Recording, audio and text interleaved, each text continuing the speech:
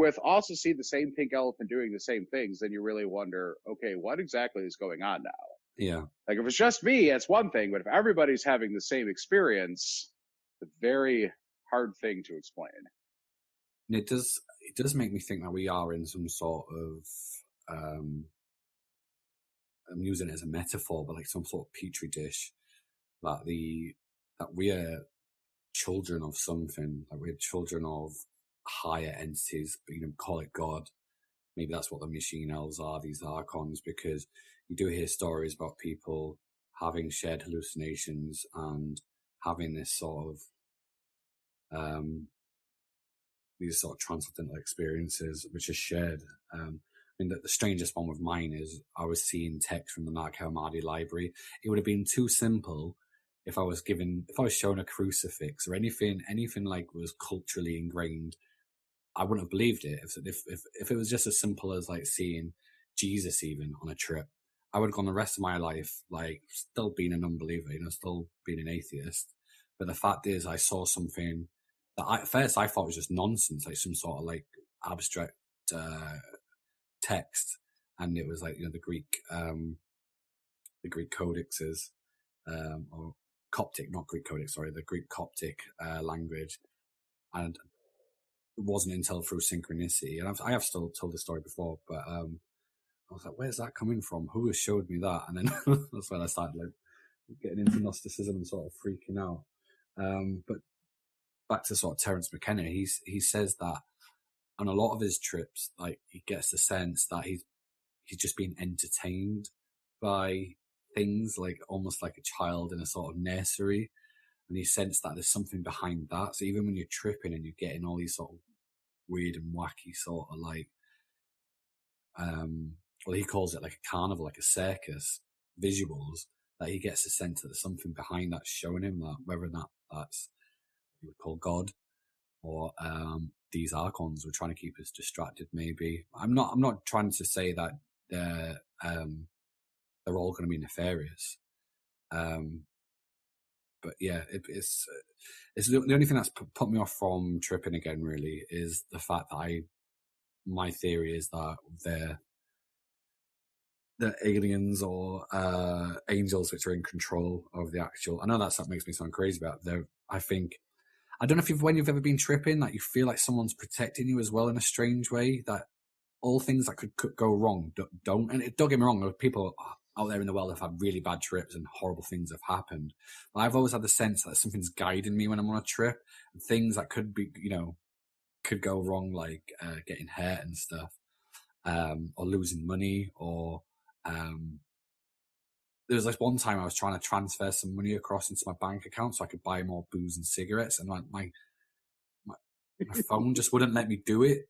And I was going to get into a taxi, and the taxi didn't show up, and it almost felt like I was like, no, you have to stay here. You have to stay here, and you have to go through. It was like stopping me from being distracted for whatever I was going through on my trip. I don't know if anyone's listening and they've taken psychedelics, so they get that sense that they're being guided. That's what's put me off, because I thought if I was just taking psychedelics just to explore my own sort of mind and just trip, but I can't help but feel like I get this sort of this sense that I'm being watched as well, that there is something behind reality, there is something there guiding me, whether or not these are the Archons, angels, my higher self, if you're into that sort of concept. But yeah, sort of take it back to They Live. It's a fun film. It didn't resonate with me as much as the first time I watched it. But this is what I meant earlier on about how John Carpenter sort of walks a fine line between, making really cool iconic films and then sort of cheesy, sort of silly films. And this sort of falls more on the sort of silly films. But it's had a bit of a renaissance in terms of becoming like a cult favorite, especially with people being more sort of conspiracy minded. That a lot of people have seen this film and thinks it's quite, it sort of resonates with them more. And as I've mentioned earlier, it's got a lot of parallels with the sort of David Icke story.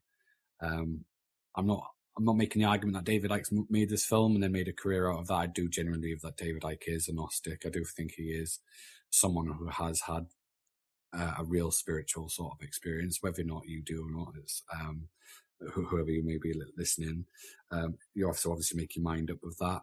But it is one of them sort of strange life imitating art imitating life things that you could point to and say, well, no, he's clearly been inspired by this film. But then if you do a little bit more research, you could say, well, the writers of this film or the short story it's based on might have been inspired by Gnosticism.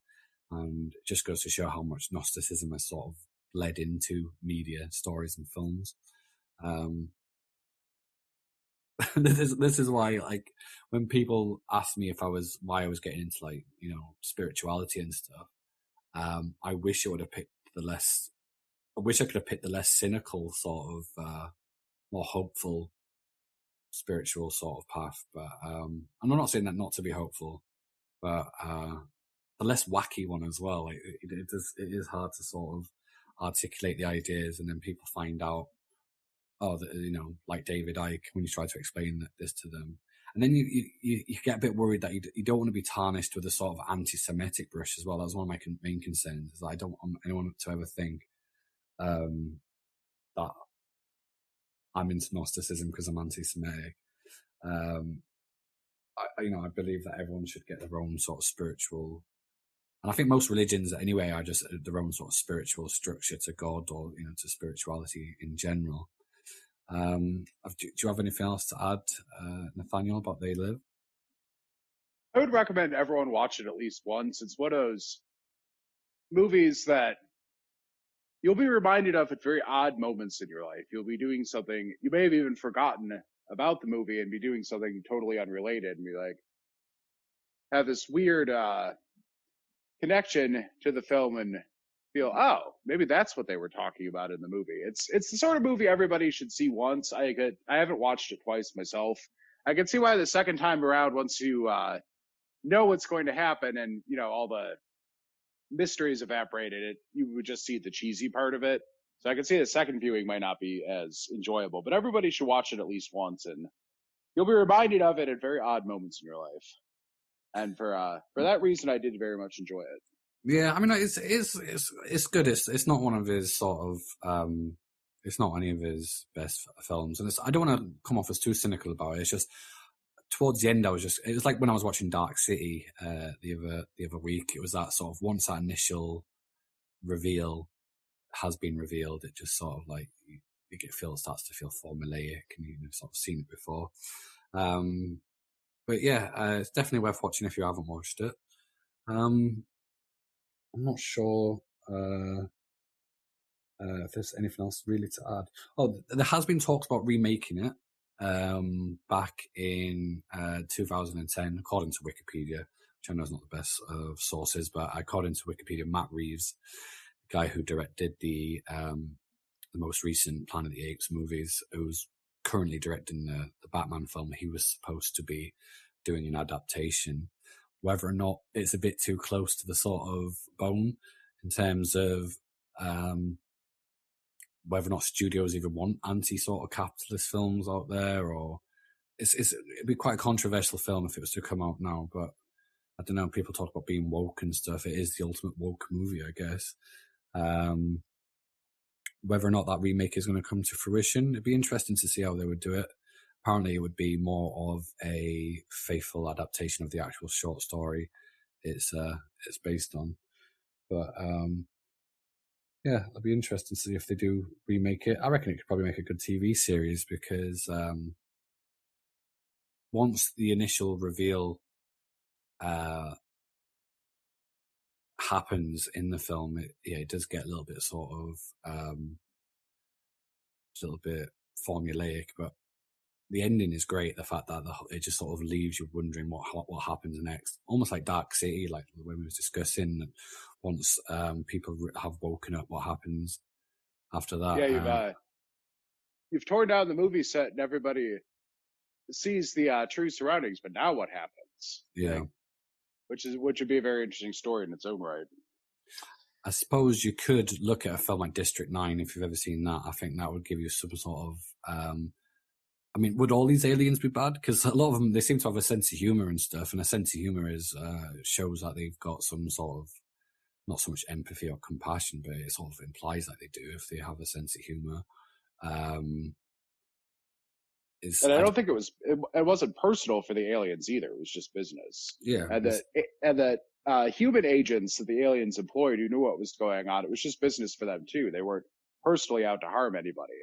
It was just, this is a very profitable endeavor and I'm interested in profits. Actually, if they ever made a TV show out of it, it'd be interesting to explore the characters of human agents employed by the aliens who know what's going on but go along with it anyways. Yeah. That would be a very interesting part of it to explore.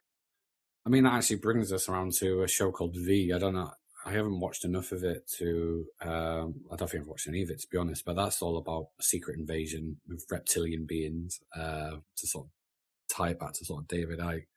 So maybe that show's already been sort of done. I'll have to read up on that. And if there is any sort of similarities, maybe do it for the podcast.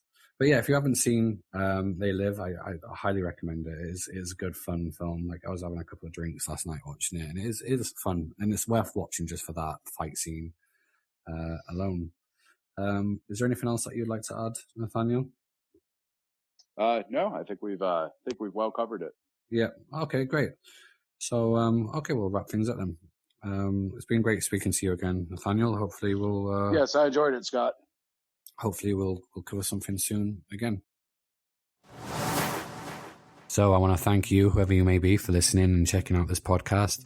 We have got a Facebook group if you want to join the group. If you've got any suggestions or recommendations for shows or films that you think are appropriate to be discussed on the podcast, then please, by all means, get in touch. Hopefully we'll get some more shows recorded soon. Okay, thank you. Take care now.